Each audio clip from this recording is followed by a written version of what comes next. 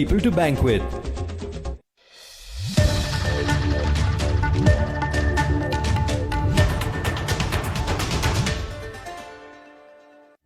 नमस्कार, मैं हूं आपके साथ कविता थपलियाल और आप देख रहे हैं कंज्यूमर इज किंग।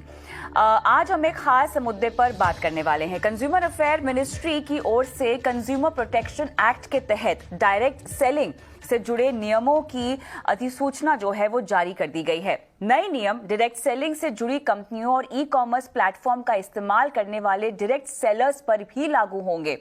इस विषय पर एक्सपर्ट्स के साथ हम विस्तार से बात करेंगे, लेकिन आखिर ये पूरा मामला क्या है, देखिए इस रिपोर्ट में। ग्राहकों के हितों को ध्यान में रखते हुए सरकार की ओर से कंज्यूमर प्रोटेक्शन एक्ट के तहत डायरेक्ट सेलिंग से जुड़े नियमों की अधिसूचना जारी कर दी गई है। नए नियमों के मुताबिक राज्यों को डायरेक्ट सेलिंग से जुड़ी कंपनियों की मॉनिटरिंग के लिए मैकेनिज्म बनाना होगा। इसके साथ ही डायरेक्ट सेलर के प्रोडक्ट्स या सर्विस से अगर ग्राहक को शिकायत होती है तो जिम्मेदारी डायरेक्ट सेलिंग कंपनियों को भी लेनी होगी। ग्राहकों की समस्या के निपटारे के लिए ग्रीवेंस रिड्रेसल ऑफिसर की नियुक्ति की जाएगी। वही ग्राहकों को प्रोडक्ट या सर्विस की शिकायत ऑफलाइन और ऑनलाइन दोनों माध्यमों से करनी होगी।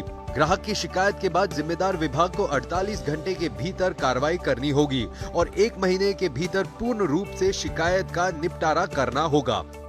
वही अगर 1 महीने में भी शिकायत का निपटारा नहीं होता है तो ग्राहक को लिखित में इसकी शिकायत दर्ज करानी होगी। लगातार मिलती शिकायतों के बाद सरकार की ओर से इन नियमों का पालन करने के लिए 90 दिनों का समय दिया गया है। नए नियम डायरेक्ट सेलिंग से जुड़ी कंपनियों और ई कॉमर्स प्लेटफॉर्म का इस्तेमाल करने वाले डायरेक्ट सेलर्स पर भी लागू होंगे। ईटी नाउ स्वदेश। चलिए, तो यहाँ पर आपने ये पूरा मामला सुना, लेकिन इसको लेकर हमारे कई सारे सवाल हैं जिन पर हम विस्तार से इस पूरी पेशकश में बात करेंगे। मुख्य सवाल क्या है आपको बताते हैं। ग्राहकों के हितों को ध्यान में रखते हुए सरकार ने जो ये फैसला लिया है, इसके तहत डायरेक्ट सेलिंग से जुड़े नियमों की अधिसूचना जो जारी की गई है, क्या इनके जो नए नियम है इनकी इसके तहत जो ट्रैकिंग की जाएगी, क्या उसके इम्प्लीमेंटेशन पर किसी भी तरह की निगरानी यहाँ पर रखी जाएगी सरकार की तरफ से। इसके अलावा डायरेक्ट सेलिंग जो कंपनियां हैं, इनकी शिकायतों के निपटारे से इन कंपनियों के बिजनेस को आगे बढ़ाने में कितना प्रोत्साहन मिलेगा, और साथ ही जिस तरह से हम डायरेक्ट सेलिंग के व्यापार को बढ़ता हुआ देख रहे हैं, इसके साथ ही कई सारे धोखाधड़ी के मुद्दे भी इसको लेकर सामने आ रहे हैं, उनसे कैसे निपटा जाएगा। इन तमाम मुद्दों पर आज हम विस्तार से बात करेंगे और हमारे साथ खास मेहमान भी जुड़े हुए हैं। कंज्यूमर वॉइस के मैनेजिंग एडिटर श्रीराम खन्ना है और साथ ही बिजनेस काउंसलर और direct selling expert Sonu Sharma, ये दोनों हमारे साथ जुड़े हुए हैं। आप दोनों का ही स्वागत है।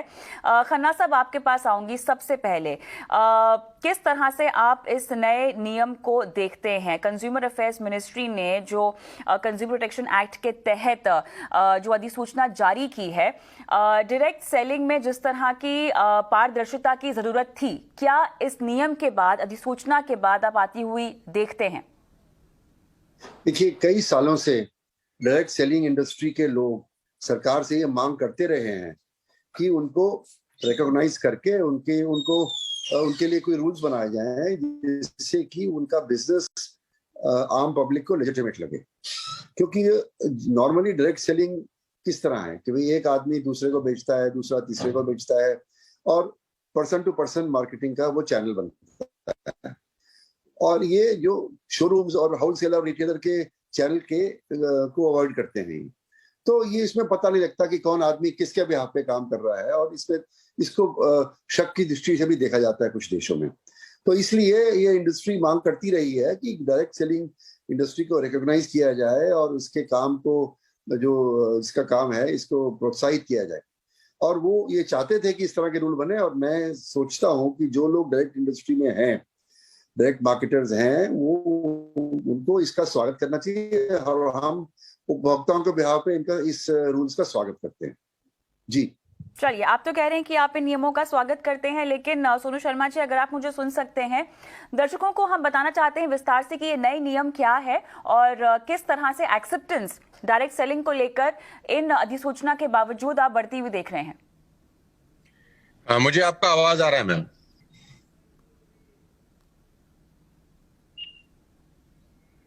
Am I audible to all of you? जी, आपकी आवाज आ रही है हमें। मैं आपसे ये पूछना चाह रही थी कि जो नए नियम अधिसूचना के तहत जारी किए गए हैं उन पर अगर विस्तार से आप बात कर सकें तो। ऑलरेडी ये पेंडिंग है, बहुत सालों से we all are waiting for that, और बहुत खुशी है मुझे आज, और ये सितंबर में भी इसका नोटिफिकेशन आया था और हम ड्यू था इसको, ये 1-2 महीने में आएगा ही आएगा।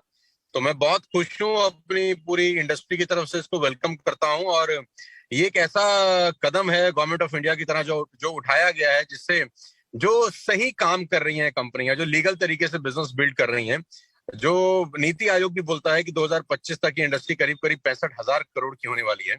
तो ये बहुत अच्छा कदम है। We all welcome this great step by government of India. और ये ऑलरेडी बहुत पेंडिंग था बहुत सारे सालों से, और ये नहीं होने की वजह से जो अच्छा व्यक्ति है, जो अच्छे तरीके से बिजनेस कर रहा है, जो अच्छी कंपनियां अच्छे तरीके से बिजनेस कर रही हैं, उनको भी बुरे लोगों के साथ ही एक ही टेबल पर रखकर एक आम आदमी देख रहा था। अब जैसे ये रूल्स नोटिफिकेशन आए हैं, रूल्स के फॉर्म में कन्वर्ट हो जाएंगे, तो ये बहुत अच्छा स्टेप है और सारी अच्छी कंपनियों को उसको वेलकम करना चाहिए। लेकिन ये नए नियम क्या है? मेरा सवाल दरअसल आपसे ये था। बहरहाल आप खन्ना साहब, आप अगर विस्तार से नए नियम समझा सकें ताकि दर्शकों को भी पता हो कि डायरेक्ट सेलिंग को लेकर जिस अधिसूचना की हम बात कर रहे हैं, इसमें राज्यों के लिए क्या आदेश दिए गए हैं? कि ये रूल्स हैं जो कि कंज्यूमर प्रोटेक्शन एक्ट 2019 के तहत बनाए गए हैं, और इसमें जो प्रिस्क्रिप्शंस हैं, जो भी डायरेक्ट सेलिंग कंपनी होगी जो इसकी परिभाषा में आती है, उसको ये मापदंड जो है वो क्रियान्वित करने पड़ेंगे कि क्या क्या वो कर सकते हैं, क्या क्या नहीं कर सकते हैं। जैसे कि उनको अपने जो ऑफिस है उसका एक चिन्ह देना पड़ेगा कि उनका जो हेड ऑफिस है, जो मेन प्लेस ऑफ बिजनेस है, वो क्या है, ताकि कोई उनसे कांटेक्ट करना चाहे तो वो कर सके। अगर वेबसाइट के माध्यम से वो अपने डायरेक्ट सेलर्स को सपोर्ट करते हैं तो उसमें क्या क्या होना चाहिए, क्या नहीं होना चाहिए, उसके बारे में व्याख्या की गई है। फिर ये भी बताया गया है कि जो उनके बिहाफ पे सेल कर रहे हैं वो किस तरह से पारदर्शी रूप से कंज्यूमर्स को सारी जानकारी देंगे, और कंज्यूमर्स के मांगने पर क्या क्या इंफॉर्मेशन उनको देनी चाहिए, वो सब इसके अंदर चिन्हित है। मोटी बात यह है कि इस इंडस्ट्री को ये कहा गया है कि आप पारदर्शी रूप से अपना काम करिए, और जो माल बेचते हैं उसके बारे में, माल के बारे में, उसकी गुणवत्ता के बारे में, उसके दाम के बारे में, उसके ब्रेकअप के बारे में, उसकी वारंटी के बारे में, उसकी गारंटीज के बारे में, वो सारी इंफॉर्मेशन कंज्यूमर को दें, जिसके बेसिस पर वो ये स्टडी कर सके और फिर वो खरीद सके। और अगर वो उसको कोई प्रॉब्लम लगती है, कोई शिकायत है, तो वो फिर शिकायत आपको करेगा, और आपको 48 घंटे में उसका शिकायत का एक्नॉलेजमेंट करना है और 1 महीने में उसका निपटारा करना है। तो कहने का मतलब यह है कि डायरेक्ट सेलिंग इंडस्ट्री का जो कंज्यूमर है, उसको कंज्यूमर कोर्ट्स में जाने की जरूरत नहीं है। वो इनको शिकायत करे, अगर वो निपटारा करते हैं ठीक है, नहीं तो वो कंज्यूमर कोर्ट में जा सकता है, या वो स्टेट गवर्नमेंट की जो अथॉरिटी है जो इसको मॉनिटर करेगी उसको शिकायत भी कर सकता है, उसके ध्यान में ला सकता है कि ये कंपनी, फलानी कंपनी ये कर रही है। तो मोटे रूप से जो अनुचित व्यापार प्रथाएं कानून में गिनाई गई हैं, उन प्रथाओं को ना किया जाए, इसके लिए एक स्टेप है और हम इसका स्वागत करते हैं। तो खन्ना साहब, आलोचित व्यापार प्रथाएं, इसके जो मामले सामने आए हैं वो कौन कौन से थे जिसके चलते इस तरह की अधिसूचना या नियम जारी करने की जरूरत पड़ी? देखिए, अनफेयर ट्रेड प्रैक्टिसेस या अनुचित व्यापार प्रथाएं जो है वो कानून में परिभाषित है, कंज्यूमर प्रोटेक्शन एक्ट में, और वो हर बिजनेसमैन पे लागू होती है हिंदुस्तान में, और अब से नहीं, 1986 से लागू होती हैं, और उससे पहले 1984 में MRTP एक्ट में उसको डाला गया था, सच्चर कमेटी के रिकमेंडेशंस के अनुरूप। तो अगर आप कोई कंपनी किसी ग्राहक को किसी भी रूप में गुमराह करती है, प्रोडक्ट की गुणवत्ता के बारे में, सर्विस की गुणवत्ता के बारे में, उसकी एफिशिएंसी के बारे में, उसकी लाइफ, उसकी अपना कितनी लाइफ है उसके बारे में, उसकी क्वालिटी के बारे में, उसके कैरेक्टरिस्टिक के बारे में कोई भी चीज गलत साबित होती है, कि आप कह रहे हो जी ये लाल रंग है और आपने भेज दिया नीला, तो वो भी भ्रमक माना जाएगा। हर तरह की भ्रम को ये अटैक करती है, और यदि कोई भ्रम को में डाल के कंज्यूमर को डायरेक्ट सेलर बेचता है, तो वो जो सेल है वो कंज्यूमर शिकायत करके अपने पैसे वापस कर सकता है, और अगर उसको बाल पसंद नहीं है तो उनको वापस भी लेना पड़ेगा। तो ये एक तरह का इस तरह के रेगुलेशंस हैं जिससे कि अगर ग्राहक खुश तो सब खुश, और ग्राहक शिकायत करेगा तो उसकी शिकायत की भरपाई इनको करनी पड़ेगी। तो हम इस रूल्स का स्वागत करते हैं और ये इस इंडस्ट्री को और इसके बीच से जो रिलेशनशिप्स हैं उनको अच्छा बनाएंगे, ऐसा मेरा मानना है। तो किस तरह की शिकायत के लिए किस तरह से भरपाई होगी, इस पर हम बाद में आते हैं। लेकिन सोनू शर्मा जी, आपसे मेरा सवाल यहाँ पर यह है कि कंपनियों कहा गया है कि वो एक मॉनिटरिंग मैकेनिज्म को कंपनी में स्थापित करे। ये किस तरह के मैकेनिज्म की बात हो रही है, किस तरह से इसको स्थापित किया जाएगा, इसकी ट्रैकिंग कैसे की जाएगी? कंपनी के लेवल पर अगर मैं समझना चाहूँ तो जिम्मेदारी इस अधिसूचना के बाद कितनी बढ़ गई है ताकि पारदर्शिता मेंटेन की जाए? ये बेसिकली मैं आपको बताना चाहता हूं प्रॉब्लम है क्या। प्रॉब्लम ये है मैम कि जितने भी लोग डायरेक्ट सेलिंग के नाम पर मनी सर्कुलेशन चला रहे हैं, ये एक्ट बेसिकली उन पे लागू होता है। बहुत सारे लोग डायरेक्ट सेलिंग के नाम पर मनी सर्कुलेशन प्रोसेस चलाते हैं। 1 रुपए का जो प्रोडक्ट है उसका कॉस्ट, उसका एमआरपी, उसका रेट इतना ज्यादा डिमांड किया जाता है लोगों से, और वही बीच का पैसा लोगों में रोटेट किया जाता है। प्रॉब्लम यहां से शुरू हुआ। दूसरा प्रॉब्लम सबसे बड़ा उसके अंदर यह है कि रिक्रूटमेंट बेस्ड जो इंसेंटिव दिए जाते हैं कंपनीज के द्वारा, उसको रोका जाए। रिक्रूटमेंट बेस्ड रीबाइंग का प्रोसेस बहुत सारी कंपनीज में नहीं है, सिर्फ रिक्रूटमेंट बेस्ड पैसा दिया जा रहा है, जो मनी सर्कुलेशन एक्ट के अंदर भी इलीगल है। तो अभी इस लॉ के क्या कहते हैं फ्लोर पे आ जाने से बहुत सारी कंपनियां जो सिर्फ और सिर्फ मनी सर्कुलेशन चला रही है नेटवर्क मार्केटिंग के नाम पर, उन सब पे शिकंजा कसा जाएगा और सही कंपनी जो काम कर रही हैं उनको बहुत अच्छा काम करने का मौका मिलेगा। अभी मैं इसमें एक बात और ऐड कर देना चाहता हूं कि जितनी भी कंपनीज पिछले 4 से 5 साल के अंदर रजिस्टर्ड हुई हैं, उसमें बहुत सारी कंपनी ऐसी हैं जो सिर्फ और सिर्फ मनी सर्कुलेशन कर रही हैं डायरेक्ट सेलिंग के नाम पर, और इसकी वजह से कस्टमर का बेहद नुकसान हो रहा है। और एक कस्टमर को भ्रम की स्थिति बनी रहती है कि इतना पाक साफ बिजनेस, इतना शानदार बिजनेस को वो एक शक की नजर से देखने आता है, क्योंकि 10 अच्छी कंपनी रहती हैं और उसमें से एक बेईमान निकल जाती है, तो बाकी सब लोग 9 को भी बेकार तरीके से देखना शुरू कर देते हैं। तो ये बहुत स्वागत योग्य एफर्ट है, और इसका जैसा कि सर बता रहे थे कि इसका इंतजार बहुत बहुत सारे सालों से था, और we are very thankful to the government of India कि ये फ्लोर पर आ गया है फंड। तो सोनू शर्मा जी, ये जो बिजनेस है ये कितना बड़ा है? और आपने यहाँ पे जिक्र किया पिरामिड और मनी सर्कुलेशन स्कीम्स का, जो कि डायरेक्ट सेलिंग कंपनीज कुछ चला भी रही थी। अब इस अधिसूचना के बाद इस तरह की चीज़ों पर, इन तरह के मामलों पर किस हद तक रोक लगेगी? इंडस्ट्री के विस्तार को लेकर ये कितना बड़ा कदम है? अभी फिलहाल अगर हम देखें तो मार्केट कैप के लिहाज से इन कंपनीज का कितना प्रपोर्शन है, और कितनी ज़रूरत थी इस तरह की अधिसूचना की, ताकि ग्राहकों को यह समझ में आए कि उनकी हितों का ख्याल रखने के लिए कोई ना कोई है, एक बॉडी है जो जिम्मेदारी लेती है, और आप अपनी शिकायत भी उन तक पहुंचा सकते हैं। मैम, सबसे पहले तो मैं आपके दर्शकों को और सब लोगों को बताना चाहता हूं कि पूरे हिंदुस्तान में डायरेक्ट सेलिंग जो अच्छी कंपनी है, जो सही कंपनीज कर रही हैं, एकमात्र ऐसा बिजनेस है जिसमें 100% वाइट की ट्रांजैक्शन होती हैं। आपको जान के बहुत हैरानी होगी, और कस्टमर को मैं बताना चाहूंगा, जितने भी कंज्यूमर्स हैं, कि जो सही कंपनीज हैं उसमें कोई भी बिलिंग, कोई भी प्रोडक्ट अगर सेल किया जाता है तो उसके ऊपर प्रॉपर बिल कटता है। आप कैश ट्रांजैक्शन नहीं कर सकते हैं, नंबर 1। नंबर 2, उसके ऊपर जीएसटी एप्लीकेबल होता है, जो गवर्नमेंट ऑफ इंडिया को कंपनीज डिपॉजिट करती हैं पर मंथ। नंबर 3, आपको जो भी कमीशन आता है वो टीडीएस करके, टैक्स कट के ही आता है। ये एकमात्र ऐसा प्रोफेशन है पूरे हिंदुस्तान के अंदर जहां 100% ट्रांसपेरेंसी होती है और लीगल सिस्टम अपनाया जाता है।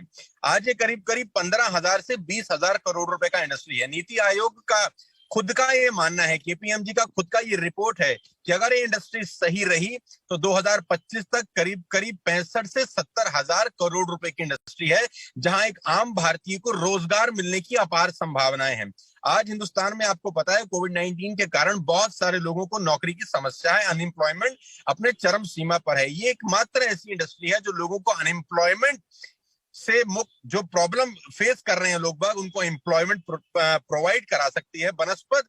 इस पे आज ये जो नोटिफिकेशन आया है, ये ठीक तरीके से अगर लागू हो जाए, क्योंकि ठीक तरीके से लागू होना बहुत जरूरी है। कानून तो हिंदुस्तान में बहुत सारे हैं, अगर वो इम्प्लीमेंट ठीक तरीके से हो जाए तो मैं आपको बता सकता हूं कि 2025 में ये एकमात्र ऐसा उद्योग है जो बहुत सारे लोगों को, हजारों लाखों नहीं करोड़ों लोगों को एम्प्लॉयमेंट प्रोवाइड करा सकता है। बिल्कुल सही कहा आपने। जहां तक एम्प्लॉयमेंटेबिलिटी की बात है तो लगभग 7 मिलियन से ज्यादा लोग हैं जिनको रोजगार मिल रहा है इस इंडस्ट्री के जरिए। और उसमें भी खास बात यहाँ पर यह है, उल्लेखनीय बात यहाँ पर यह है कि 50% से ज्यादा तो इसमें महिलाएं हैं।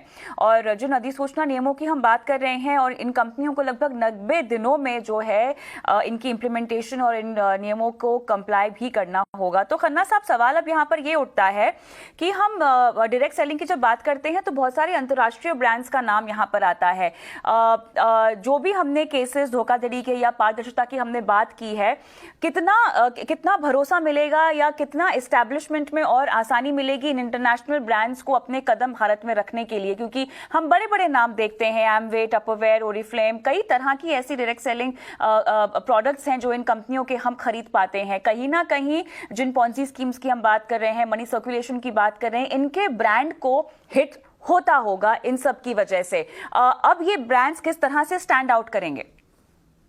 देखिए, जो मनी सर्कुलेशन स्कीम है वो इन रूल्स में कवर नहीं होते।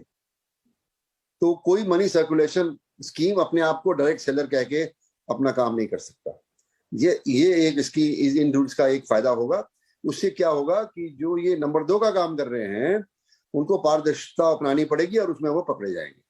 और इसका मतलब यह है कि जो नंबर 2 का काम करने वाले हैं उनके लिए मुश्किल हो जाएगा डायरेक्ट सेलिंग से अपने बिजनेस को बढ़ाना, क्योंकि इन रूल्स को वो फॉलो नहीं कर पाएंगे, और फॉलो करेंगे तो फिर वो एक्सपोज होंगे तो उनका बिजनेस जिस तरह वो चल रहे हैं उस तरह चल नहीं पाएगा। ऐसा मेरा मानना है।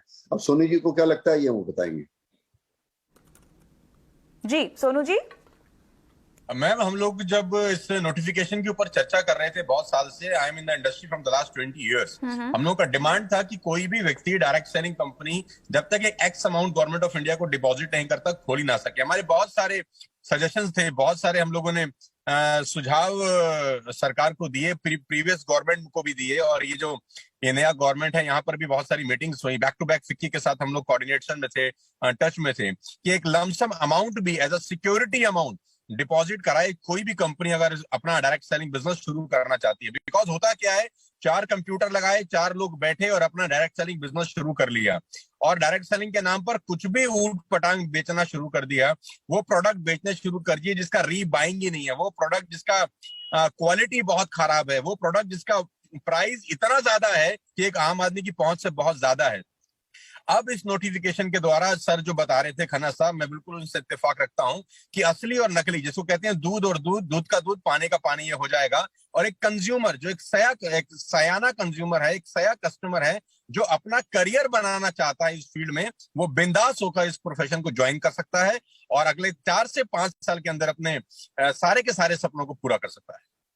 अच्छा, जिस शिकायत के निपटारे की हम बात कर रहे हैं सोनू जी, ये ग्रीवांस रिड्रेसल की पूरी प्रक्रिया क्या होगी? अगर मैं एक ग्राहक हूं जिसे अपनी शिकायत का निपटारा करवाना है या अपनी शिकायत पहुंचवानी है, तो ये पूरी प्रक्रिया क्या होगी? किस तरह से मुझे अप्रोच करना होगा और शिकायत का निपटारा कैसे होगा? मैम, उसके लिए पूरा नोटिफिकेशन एक बार पढ़ना बहुत जरूरी है, क्योंकि नया नया नोटिफिकेशन अभी पूरा पब्लिश हुआ है। उसमें क्या अमेंडमेंट किए गए हैं, क्योंकि सितंबर में भी ये नोटिफिकेशन आया था, 2014 से चल रहा है ये एक्चुअली प्रोसेस। तो एक बार उसको पढ़ना पड़ेगा कि क्या अमेंडमेंट्स हुए हैं, क्या चेंजेस हुए हैं, उसके बाद इसके बारे में बात की जा सकती है। खन्ना साहब, आप बताएंगे ग्रीवांस है कि हर डायरेक्ट सेलिंग कंपनी को ग्रीवेंस ऑफिसर नॉमिनेट करना पड़ेगा, जिसको कोई भी कंज्यूमर अपनी ग्रीवेंस भेज सकता है, ऑफलाइन या ऑनलाइन। और एक नोडल ऑफिसर इनको नियुक्त करना पड़ेगा, और समय सीमा के अंदर जितने भी शिकायत आएंगे इसका निपटारा इन्हें खुद करना पड़ेगा। और हम तो ये सजेस्ट कर रहे हैं सरकार को कि एक स्टैंडर्ड है ISO 10001, ISO 10001 और 10002। ISO 10002 ये बताता है कि किस तरह किसी कंपनी को कंज्यूमर्स की कंप्लेंट्स को रिसीव करना चाहिए, एक्नॉलेज करना चाहिए, उनको प्रोसेस करके उनका निपटारा करना चाहिए। तो हर कंपनी अपना तरीका अपना सकती है, परंतु अगर एक मापदंड होगा तो वो सबके लिए आसान हो जाएगा और मॉनिटरिंग भी उसकी आसानी से हो जाएगी। इसलिए हम तो ये सजेस्ट कर रहे हैं गवर्नमेंट को कि ISO 10002 को अप्लाई किया जाए और इन रूल्स में ISO 10002 को भी मेंशन किया जाए।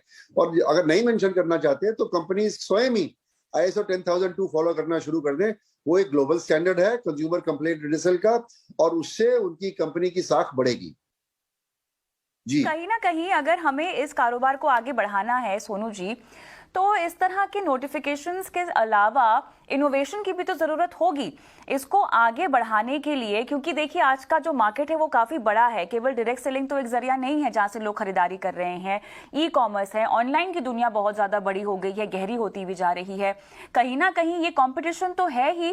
किस तरह के इनोवेशंस की जरूरत है? इनोवेशंस आएंगे तो वहां पर एक ग्राहक की सुरक्षा का भी सवाल आएगा और कारोबार में पारदर्शिता का भी सवाल आएगा। तो कैसे आगे बढ़ा जाए? पहले तो मैडम मैं आपको ये बता दूं कि जो डायरेक्ट सेलिंग के थ्रू प्रोडक्ट का खरीद फरोख्त होता है और सेल परचेज होता है, और जो दूसरा माध्यम है प्रोडक्ट को सेल और परचेज करने का, दोनों में जमीन और आसमान का फर्क है। पहली बात तो जितना भाई अच्छा डायरेक्ट सेलिंग कंपनी है, मैं नाम यहाँ पर नहीं लेना चाहूंगा, ABCDEF जो भी कंपनीज हैं जो अच्छे तरीके से डायरेक्ट सेलिंग करती हैं और जिनमें रीबाइंग होती है। रीबाइंग का मेरा मतलब बड़ा सीधा सा है कि एक ही प्रोडक्ट को बार बार बेचा जाता है और खरीदा जाता है। एक ही कस्टमर एक ही प्रोडक्ट को बार बार बाय करता है।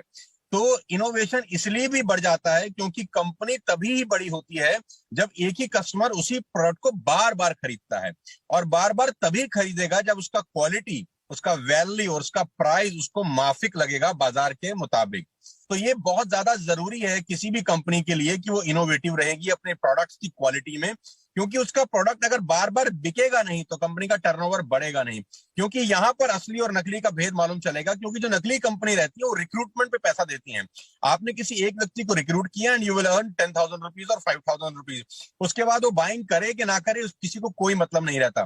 लेकिन जो जेन्युइन डायरेक्ट सेलिंग कंपनी है वो रिक्रूटमेंट पे पैसा नहीं होता, वो रीबाइंग का जो स्ट्रक्चर है वो बहुत इंपॉर्टेंट है। इसीलिए मैं अपने प्रोग्राम्स में भी बोलता हूं कि ये कल्टीवेशन का बिजनेस है, हंटिंग का नहीं है। जो नकली कंपनी है वो हंटिंग करती है बेसिकली। तो इनोवेशन करना पड़ेगा सारी कंपनियों को अपनी प्रोडक्ट की क्वालिटी बढ़ाने के लिए। प्राइसिंग एक बहुत बड़ा इंपॉर्टेंट रोल प्ले करता है, क्योंकि ई कॉमर्स के ऊपर आपको पता है कि टफ कंपटीशन है। तो सारी कंपनीज को अपने प्राइस के ऊपर बहुत काम करना पड़ेगा। क्वालिटी नो डाउट वैसी रखनी पड़ेगी कि एक ही कस्टमर वही प्रोडक्ट को बार बार बाय करे। अच्छा, रिक्रूटमेंट के मामले पर थोड़ा सा बात करना चाहती हूं मैं। खन्ना साहब, अगर आप प्रकाश डाल सके, क्वालिटी ऑफ रिक्रूटमेंट यहाँ पर काफी हद तक मायने रखती है। किस तरह के स्किल सेट और एक्सपर्टीज पर तवज्जो देना चाहिए आपके मुताबिक? देखिए, हमारे जो इकोनॉमिक डेटा आ रहे हैं उसमें यह बताया जा रहा है कि जो यंगर एलिमेंट है, जो ग्रेजुएट हैं, जो 12वीं पास हैं, जो पढ़ लिख के बैठे हैं, उनको नौकरी नहीं मिल रही है। और लाखों लोग हैं हर स्टेट में। तो अनएम्प्लॉयमेंट इतनी बड़ी हुई है कि कोई भी नया एवेन्यू एम्प्लॉयमेंट का, इनमें से कई लोग ऐसे होंगे जो डायरेक्ट सेलिंग में जा सकते हैं। और सोनू जी बताएंगे डायरेक्ट सेलिंग में क्या चाहिए आपको। अच्छी प्रेजेंटेशन, अच्छे बोलने का तरीका, अच्छा समझाने का तरीका और अप्रोच करने का तरीका। और जो आदमी ये सब गुण रखता है वो डायरेक्ट सेलिंग में जा सकता है। और आजकल तो ये है कि आजकल ई कॉमर्स वालों ने तो आर्मी यंग लोगों की रिक्रूट करी हुई है, जो मोटरसाइकिल स्कूटर पे अपना बस्ता पीछे उठा के और माल डिलीवर कर रहे हैं। तो जो उनमें से बढ़िया इन क्वालिटीज को रखते हैं वो डिलीवरी बॉय की जगह वे सेल्समैन भी बन सकते हैं, और उनका लेजिटिमेसी होगा, उनके पास आइडेंटिफिकेशन होगा, किसी डायरेक्ट सेलिंग कंपनी से वो जुड़े होंगे, तो घर घर जाके भी वो ये माल बेच सकते हैं। तो मैं इसका स्वागत करता हूं, क्योंकि ये इंडस्ट्री एक नई तरह की सेल्फ एम्प्लॉयमेंट लाएगी। क्योंकि जो डायरेक्ट सेलर है वो उस तरह का एम्प्लॉय नहीं है जो तनख्वाह के बेसिस पे काम कर रहा है और जो दफ्तर में बैठा हुआ है। वो परफॉर्मेंस के बेसिस पे माल बेचेगा तो उसको पैसा मिलेगा, और माल बेच नहीं पाएगा तो पैसा नहीं मिलेगा। तो इसलिए ये बिजनेस को भी बढ़ाएगा और अपनी एम्प्लॉयमेंट भी जनरेट होगी, ऐसा मेरा मानना है। इसलिए मैं इसका स्वागत करता हूँ जी। महिलाओं के रोल में सोनू जी कितना और इजाफा हो सकता है? क्योंकि महिलाएं कहीं ना कहीं as an employ trust factor भी लेके आती हैं, स्पेशली अगर मैं कस्टमर पॉइंट ऑफ व्यू से देखना चाहूँ। अब जिस तरह से हम महामारी से भी गुजरे हैं, आगे चलते हुए क्या आपको लगता है कि जो प्रपोर्शन हम विमेन का देख रहे हैं इस पूरे सेक्टर में, इसमें इजाफा होगा या इस पर भी खास फोकस देना चाहिए कंपनियों को? पहले तो मैं आपको थोड़ा सा करेक्ट कर देता हूं मैडम। जो 50% आपने पार्टिसिपेशन की बात की है लेडीज की, महिलाओं की, वो 50% पार्टिसिपेशन हिंदुस्तान का डेटा नहीं है, वो आप ग्लोबल डेटा की बात कर रहे हैं। हिंदुस्तान में अभी ये डेटा बहुत कम है जो महिलाओं का पार्टिसिपेशन है। अब चूंकि इस नोटिफिकेशन के बाद, इस प्रोटोकॉल के बाद, इस रूल्स रेगुलेशन के बाद, इस लॉ के बाद मेरे को 100% ये श्योरिटी है कि महिलाओं की भागीदारी बढ़ेगी, क्योंकि जो 50% का डेटा आप बता रहे हैं वो ग्लोबल डेटा है। हिंदुस्तान के हिसाब से ये 50-50 का रेशियो अभी नहीं है, तो ये बहुत बड़ा मार्केट है महिलाओं के लिए। और सबसे अच्छी बात तो ये है कि वो महिलाएं अपने घर में बैठ के इस बिजनेस को बिल्ड कर सकती हैं। वो सिर्फ घर में बैठ के अपने बच्चों की परवरिश के साथ साथ अपने इनलॉज को देख रहे, अपने हस्बैंड की सर्विस के साथ साथ अपने घर में बैठ के इस बिजनेस को बिल्ड कर सकती हैं। उनको एक कॉन्फिडेंस मिलेगा। दरअसल रजत बैनर्जी जो है इंडियन डायरेक्ट सेलिंग एसोसिएशन के चेयरमैन, उनके जरिए जो स्टेटमेंट आई है, मैं वही स्टेटमेंट का जिक्र यहाँ पर कर रही हूँ, जहां पर उन्होंने खासतौर से लिखा हुआ है कि 50% यहाँ पर महिलाओं को लाइवलीहुड प्रोवाइड किया जाता है इस सेक्टर के वजह से की तरफ से। मैडम वो ग्लोबल डेटा है मैडम। हिंदुस्तान में 50% और 50% का रेशियो नहीं है। I am into the field from the last 20 years. अगर मैं प्रोग्राम करता हूँ कहीं 10,000 लोगों का, तो उसमें 1,000 लेडीज होती हैं और 9,000 जेंट्स होते हैं, राइट। तो वो ग्लोबल डेटा है। वो बिल्कुल ठीक कह रहे हैं, लेकिन वो डेटा ग्लोबल है। इसीलिए मैं ये कह रहा हूं कि ये बहुत बड़ा वैक्यूम है, एक बहुत बड़ा अपॉर्चुनिटी है महिलाओं के लिए कि वो फ्रंट में आ सकती हैं और उनमें काबिलियत है। महिलाओं में मैं हमेशा से मानता हूं कि पुरुषों से ज्यादा काबिलियत होती है इस बिजनेस को बिल्ड करने की। अब वो सेफ सिक्योर एनवायरनमेंट में इस बिजनेस को बिल्ड कर पाएंगी इस नोटिफिकेशन के बाद। और मुझे ऐसा लगता है कि आने वाले 4-5 साल के अंदर बहुत बड़ा काम हो सकता है इस फील्ड में ड्यू टू दिस नोटिफिकेशन। चलिए, तो मेरे ख्याल से यहाँ पर एक बार फिर से ग्राहकों की सुध आई है, जिसके चलते हमने ये अधिसूचना और ये नियम जारी होते हुए देखा है। एक बार फिर से डायरेक्ट सेलिंग जो एक सेक्टर है, लगातार सवालों के सर्कल में घिरा रहता है इन टर्म्स ऑफ पारदर्शिता, और जिस भी तरह कि यहाँ पर मनी मेकिंग प्रैक्टिसेस हमने होती हुई देखी हैं पिछले दिनों, इसको लेकर कवायद एक बार फिर से शुरू होती हुई दिखाई दे रही है। उम्मीद करते हैं कि ये सेक्टर आगे बढ़ते हुए कॉम्पिटिशन को फेस करने में कामयाब रहे। बहुत बहुत शुक्रिया आप दोनों का इस खास पेशकश में शामिल होने के लिए। कंज्यूमर इज किंग में आज के लिए इतना ही। मुझे भी इजाजत दें। नमस्कार।